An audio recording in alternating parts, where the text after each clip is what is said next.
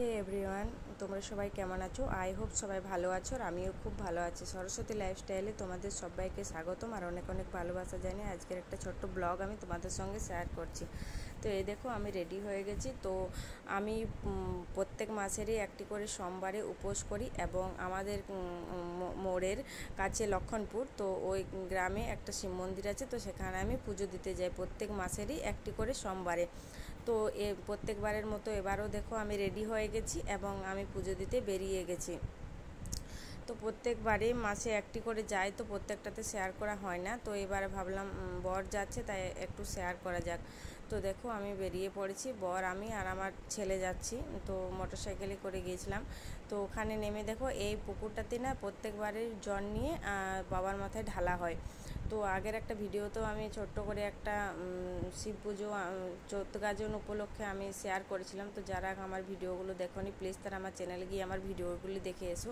তো এই দেখো আমি এই পুকুরটাতে জল নেওয়া হয়ে গেছে, জল নিয়ে পরে আমি চলে এসেছি মন্দিরে। তো এই দেখো মন্দিরে ঢুকে পড়েছি আর আমার ছেলেকে দেখো আমার আগে আগে যাচ্ছে। তো এই যে যথারীতি পুজো শুরু হয়ে গেছে, ঠাকুরমশাই পুজোয় বসে গেছে। তো এই যে আমিও চলে এসেছি, তো বসে গেছি, পুজোর থালাটা ঠাকুরমশাইকে দিয়ে দিলাম। আর ঠাকুরমশাই পুজোর থালা ধরে পুজো করে দিলেন এবং আমাকে বলল যে তুমি জল ঢেলে নাও। তো আমি এই যে শিবের মাথায় জল দুধ ঢেলে নিচ্ছি। আর নারকেলটা ঠাকুরমশাই বলল যে তুমি ফাটাবে না, আমি ফাটিয়ে দেবো। তো বললাম যে না, নারকেলটা আমিই ফাটাই। তো এই দেখো আমি শিবের মাথায় দুধ জল ঢেলে দিয়েছি এবং নারকেলটা ফাটিয়ে দিচ্ছি। তারপর পুজোটা ওখানে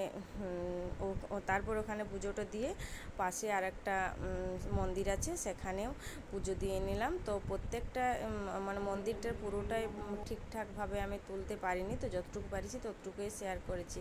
যেহেতু প্রচুর লোকজন ছিল আর এখন তো অতটা হয়ে যায়নি যে সবার সামনে ক্যামেরা করব, তো অনেক লজ্জাও পাই। তো যতটুকু পারি আড়ালে লুকিয়ে করি।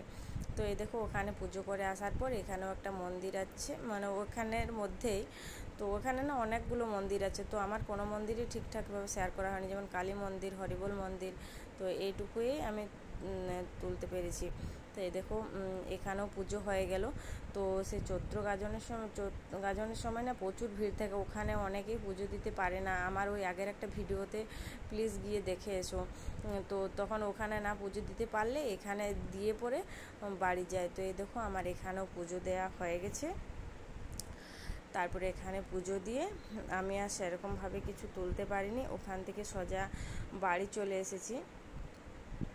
তো দেখো এখানের এই যে মন্দিরটা না সত্যি মানে এলে পরে প্রায় মন প্রাণ জুড়িয়ে যায়, এত ভালো লাগে। মানে পুজো দিতে প্রত্যেক মাসে একটি করেই আসি, তো না আসতে পারলে না প্রচণ্ড খারাপ লাগে। তো এই দেখো ওখান থেকে পুজো দিয়ে বেরিয়ে গেছি এবং শোভন ওখানে বললে যে মা জল খাবো, তাই ওকে একটু দাঁড়িয়ে পরে জল খাওয়াচ্ছিলাম। আর এই যে এই পুকুরটার থেকে জল নিলাম। দেখো আমরা ফিরে আসছি, কিন্তু পুজো দেওয়া হয়ে গেছে। তো আমার ভিডিওটি কেমন লাগলো, যদি ভালো লেগে থাকে প্লিজ আমার চ্যানেলটি সাবস্ক্রাইব করে দিও।